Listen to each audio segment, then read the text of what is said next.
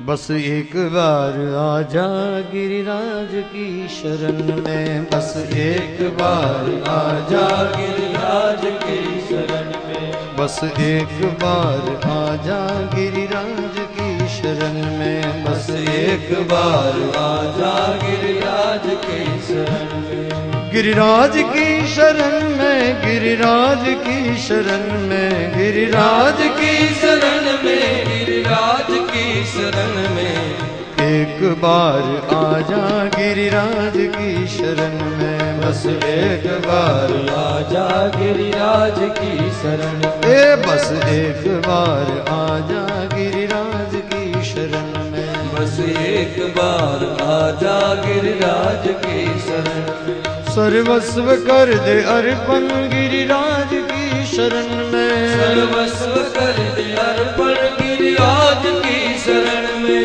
जीवन की दौर सौंप दे उनके ही हाथ में, जीवन की दौर सौंप दे उनके ही हाथ में, फिर भय न कोई होगा, फिर भय न कोई होगा, फिर भय न कोई होगा, फिर भय न कोई होगा, गिरिराज की शरण में, बस एक बार आजा गिरिराज की शरण में, बस एक बार आजा गिरिराज की शरण में, बस एक बार आजा गिरिराज की शरण में, बस एक बार आजा गिरिराज की शरण में, श्रद्धा से सिर झुका दे गिरिराज की शरण में, श्रद्धा से सिर झुका दे गिरिराज की शरण में, श्रद्धा से सिर झुका दे गिरिराज की शरण में, श्रद्धा से सिर झुका दे गिरिराज की शरण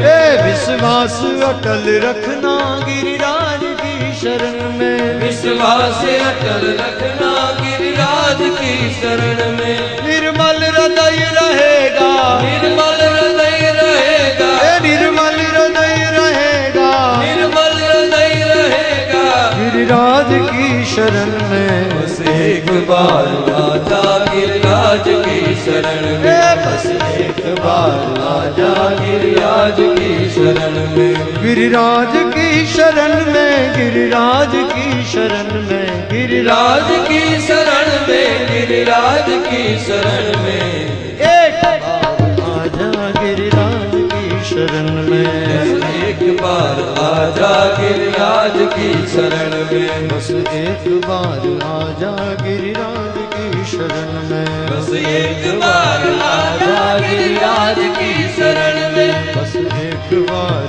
आजा गिरिराज की शरण में, बस एक बार आजा गिरिराज की शरण में, तू एक बार आजा गिरिराज की शरण में, बस एक बार आजा गिरिराज की शरण में,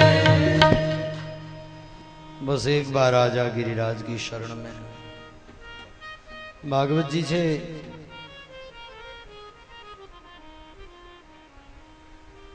भगवान की शरण की प्राप्ति होती है, इसलिए भागवत जी श्री गोवर्धन नाथ जी के अंगों का वर्णन किया है। 12 स्कंद गिरिराज जी के 12 अंग,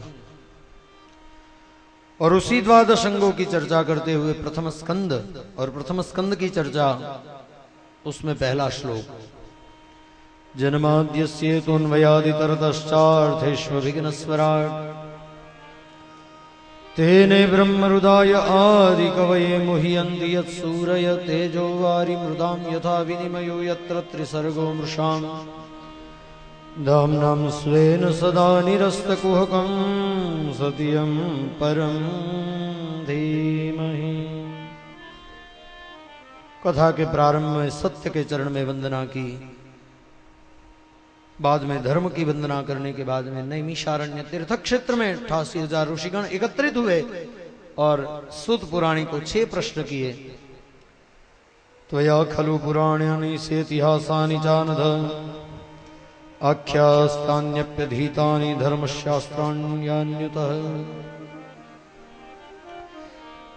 शौनकादि ऋषियों ने सुत पुराणी को 6 प्रश्न किए और उसी 6 प्रश्न के अंतर्गत श्रीमद् भागवत जी की कथा का प्रारंभ। और उस कथा में सबसे पहले सुत पुराणी ने भगवान के 24 अवतारों की कथा का वर्णन किया और उसके बाद में सुखदेव जी महाराज के जन्म की कथा। और सुखदेव जी महाराज का जब प्रादुर्भाव हुआ तो अपने कंधे पे और डाल करके सुखदेव जी महाराज गृह त्याग करके निकल गए। तब व्यास जी उसके पीछे दौड़ते हैं और कहते हैं कि पुत्रेति तन्मयतया तर्वोभिनेदुम तम सर्वभूत हृदय मुनि मानतोस्मि। ठहरो ठहरो हे पुत्र। सुखदेव जी ने उनकी बात नहीं सुनी। तब आकर के सम्यप्राश नाम के आश्रम में बैठे और बैठ करके सोचने लगे कि अब क्या करूं, मेरा पुत्र चला गया। चेहरा उतरा हुआ है, चिंतित है। उसी समय नारद जी का आगमन हुआ और नारद जी ने व्यास जी को भागवत धर्म समझाया। अपने 3 जन्मों की कथा का वर्णन करने के बाद में नारद जी ने कहा भागवत की रचना करो। गया हुआ पुत्र भी वापस लौट आएगा और आपका काम भी बन जाएगा। और व्यास जी ने नारद जी के कहने पर भागवत कथा की रचना का प्रारंभ किया। सबसे पहले सरस्वती में स्नान करके अपने सम्यप्राश आश्रम में आकर के समाधि लगा करके बैठे। इसलिए भागवत जी का नाम है समाधि का ग्रंथ। भागवत जी को समाधि ग्रंथ कहते हैं क्योंकि व्यास जी ने समाधि में बैठ करके इस ग्रंथ की रचना की है। तो समाधि लगा करके देखा तो सबसे पहले दृश्य दिखा यदा मृदे कौरव सुंजयानाम वीरेश्वतो वीर गतिम गतेषु रुकोदरा विद्य गदा विमर्शम भगनोरुदंडे धृतराष्ट्र पुत्रे। कुरुक्षेत्र के मैदान में दुर्योधन पड़ा है, खून से लथबथ पड़ा हुआ दुर्योधन। रात्रि का समय है। पूरे कुरुक्षेत्र के मैदान में कई योद्धे मारे गए और कईयों के अंग उपांग पड़े हुए हैं। किसी का मस्तक कटा हुआ, किसी का हाथ कटा हुआ, किसी का पैर कटा हुआ, किसी का शरीर कटा हुआ और खून की नदी बह रही है कुरुक्षेत्र के मैदान में। 18 दिन का युद्ध परिपूर्ण हुआ। 18वें दिन की रात्रि और उसी रात्रि के समय खून के गड्ढे में पड़ा हुआ दुर्योधन। मौत नहीं आती है,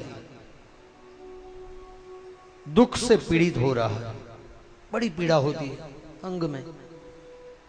उतने में द्रोणाचार्य का पुत्र अश्वत्थामा निकला है अपनी छावनी से बाहर और निकल करके सोचा कि देखूं कौन मारा गया, कौन घायल हुआ। हाथ में लाल टेन लेकर के निकला हुआ अश्वत्थामा पूरे कुरुक्षेत्र के मैदान में घूमता हुआ दुर्योधन के पास में आ पहुंचा, जहां दुर्योधन के पांव टूटे हुए पड़ा है और खून से लथबथ पड़ा हुआ दुर्योधन पीड़ा से पीड़ित हो रहा है। वहां पर आकर के अश्वत्थामा ने देखा, दुर्योधन से कहा कि मित्र मौत नहीं आ रही है? बोले नहीं। जैसे पथारी में हम लेट जाते हैं और लेटने के बाद में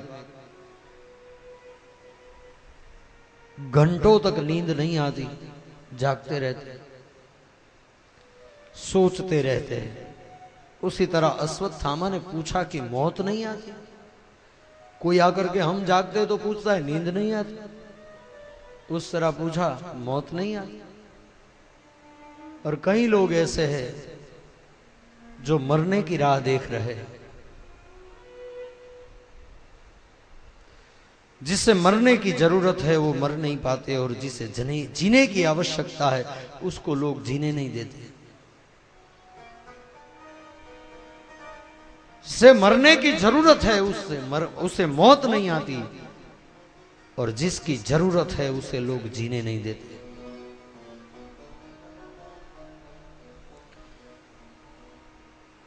और दुर्योधन ने कहा मेरी मृत्यु तो तब होगी जब मैं पांडवों के मस्तकों को मसल दूंगा।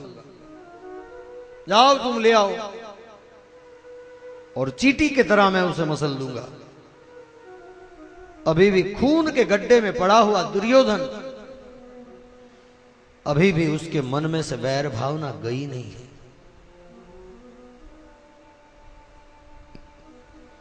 अश्वत्थामा को कहने लगा कि जाओ पांडवों की छावनी में जाकर के सोए हुए पांडवों के मस्तक काट करके ले आओ। अश्वत्थामा ने कहा मित्र ये तो युद्ध विरुद्ध की बात है, ये तो नीति के विरुद्ध की बात हो गई। अब हमारा नियम है कि सूर्यास्त के बाद में कोई भी युद्ध नहीं होगा, किसी को कोई मारेगा नहीं। और आज तुम मुझे ये कह रहे हो कि तुम जाओ, कैसे जा सकता हूं? बोले तुम यदि मेरे मित्र हो तो जाओ, जब तक तुम जाओगे नहीं और पांडवों के मस्तकों को लाओगे नहीं और उसे मैं मसल नहीं दूंगा तब तक मेरी मृत्यु होगी नहीं। और तुम मुझे चैन से मरते हुए देखना चाहते हो तो जाओ। अश्वत्थामा को जाना पड़ा। हाथ में खड्ग लेकर के निकला है अश्वत्थामा।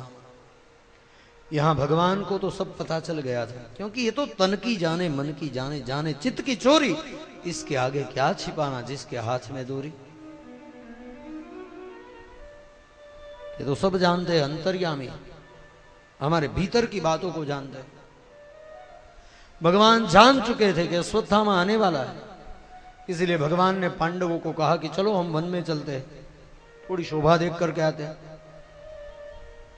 भगवान ने जब कोई भी बात कही है तो पांडवों ने कोई बात टाली नहीं है भगवान की। पांडवों ने कहा ठीक है चलिए। लेकिन पांडव के 5 पुत्र, द्रौपदी के द्वारा उत्पन्न हुए 5 पुत्र, तो भगवान ने उन 5 पुत्रों को भी कहा कि तुम चलो, लेकिन इन्होंने भगवान की बात को टाली। हमारा जीवन भगवान की इच्छा के आधार पर चलता है, और उसकी इच्छा के विरुद्ध यदि हम कोई कार्य करने के लिए जाएंगे तो समझ लो जो पांडवों के बालकों की हालत हुई वैसी हालत हमारी होगी। पांडवों को लेकर के भगवान तो चले गए। पांडव पुत्रों ने कहा कि भाई हम तो थक चुके हैं, 18 दिन तक युद्ध किया, हमें सोना है। भगवान ने कहा ठीक है। पांडव के पुत्र पांडवों की छावनी में सोए हुए, सर से पांव तक ओढ़ करके सोए हैं। अश्वत्थामा हाथ में खड्ग लेकर के आया और आकर के देखा तो 5 सोए, कौन है पता नहीं, क्योंकि सर से पांव तक ओढ़ा हुआ था। अब क्या करूं, कौन है? 5 है, उसका मतलब पांडव ही है। देखा नहीं और खड्ग से 5 के मस्तक काट लिए, और मस्तक काट करके एक कपड़े में पोटली बांध करके ले आया दुर्योधन के पास में, और ला करके कहा कि ले दुर्योधन, आज नीति विरुद्ध का कार्य मैंने किया है। दुर्योधन को बड़ा हर्ष हुआ, एक एक मस्तक पे हाथ घुमाने लगा, हाथ फिराने लगा। 5 मस्तकों के ऊपर हाथ फेरा, 1 बार 2 बार 3 बार, लेकिन भीम का मस्तक उसके हाथ में आया नहीं। और भीम का मस्तक हाथ में आया नहीं तो दुर्योधन ने सोचा कि भीम का मस्तक है नहीं, और हो सकता है शायद 5 पांडवों में भीम का मस्तक बड़ा हो, क्योंकि भीम बड़ा था। तो दुर्योधन ने अश्वत्थामा को कहा कि अश्वत्थामा जरा देख किसके मस्तक लाए, तुम्हारी लाल टेन के उजास को बढ़ाओ।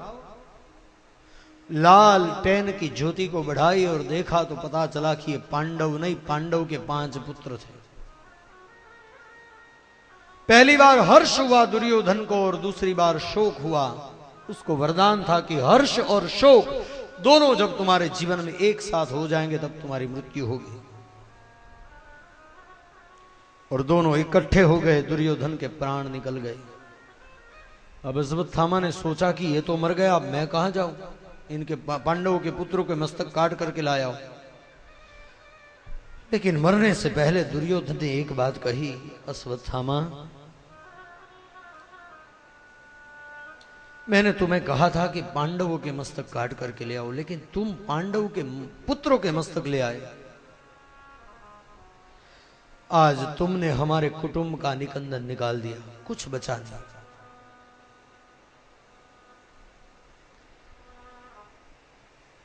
हमारे मरने के बाद में इन्होंने यदि भाव कुभाव से भी हमारे पीछे जलदान और पिंडदान किया होता ना तो हमें मिलता था, लेकिन अब तो हमारा कोई बचा नहीं। इतना कह करके अश्वत्थामा की तो मृत्यु हो गई, दुर्योधन की तो मृत्यु हो गई। अब अश्वत्थामा सोच रहा है कि मैं कहां जाऊं। यहां सुबह हुई, पांडव वन में से भगवान के साथ में आए और आकर के अपनी छावनी में प्रवेश किया और भीतर जाकर के देखा तो 5 धड़ पड़े हुए हैं, मस्तक नहीं है। अब सोचो 5 युवान पुत्र की मृत्यु हो जाए तो इनकी दशा क्या हुई होगी। और ये दृश्य देख करके शायद हृदय हमारा धबकना भी चूक जाए, रोंगटे खड़े हो जाए। अर्जुन ने तो प्रतिज्ञा कर ली, जिसने मेरे 5 पुत्रों को मारा है सूर्यास्त होने से पहले उसे मारूंगा, और नहीं मारूंगा तो मैं खुद अग्नि में जल करके भस्म हो जाऊंगा। अर्जुन के शब्दों को सुन करके पास की छावनी में सोई हुई द्रौपदी आई है और आकर के देखा अपने 5 संतानों को मरे हुए। तो सोचो एक मां के 5 युवान पुत्र जिनके केवल धड़ पड़े हुए हैं और खून बह रहा है और मस्तक नहीं है, ये दृश्य देख करके उस मां द्रौपदी की हालत क्या हुई।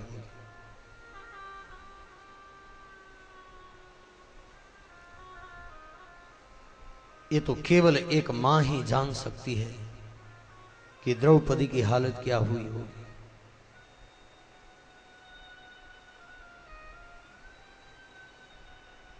आंख में आंसू फूट फूट करके द्रौपदी रो रही है।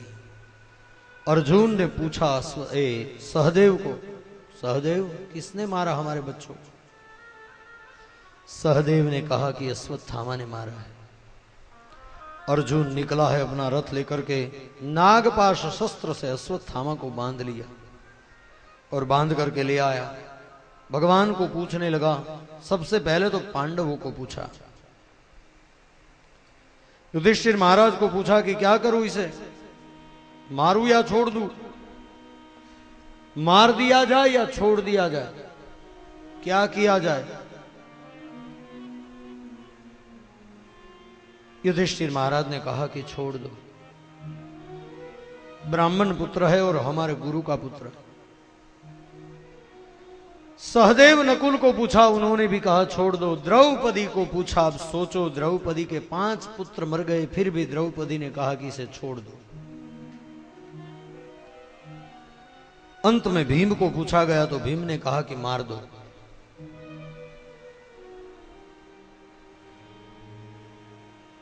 क्षमा हम किसी को कर नहीं सकते, क्योंकि द्रौपदी के 5 पुत्र मर गए फिर भी उसने क्षमा किया, और हमारे जीवन में तो विष भरा है, इसलिए हम क्षमा नहीं कर सकते।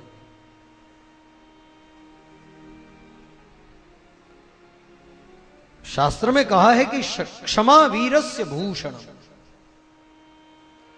क्षमा है तो वीरों का भूषण है। और जिनके 5 संतानों को मारने के बाद भी द्रौपदी ने क्षमा दे दी।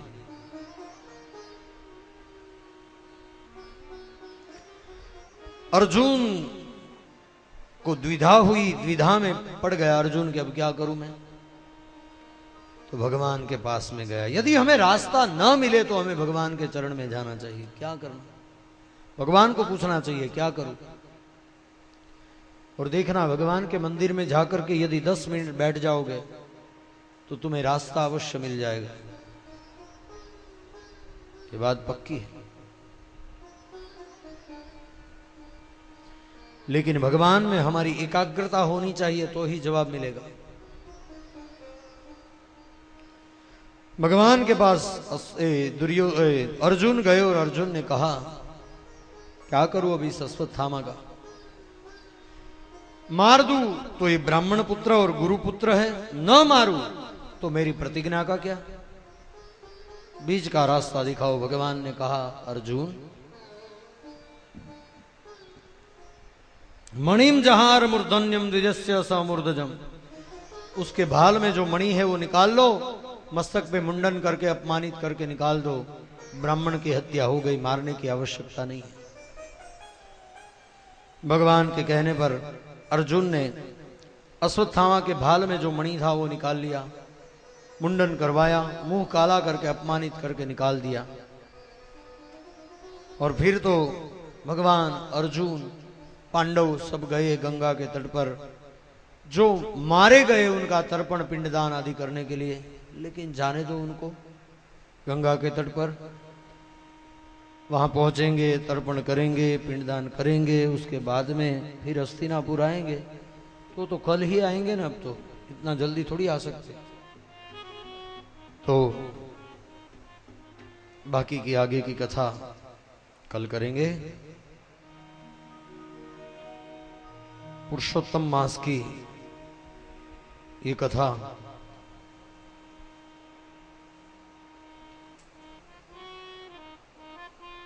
कल मैंने कहा था कि पुरुषोत्तम मास ये मासों में श्रेष्ठ मास है,